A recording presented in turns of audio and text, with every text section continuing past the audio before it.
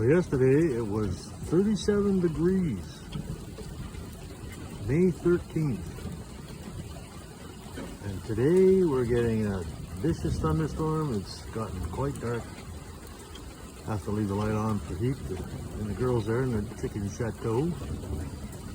But it's just one constant rumble, and it has been for about 20 minutes now. But the rain is now starting to fall. Something we sorely need in some rain. But looks like it might be a wet day after all. Stay tuned. Keep you updated on my homesteading efforts. Bye for now.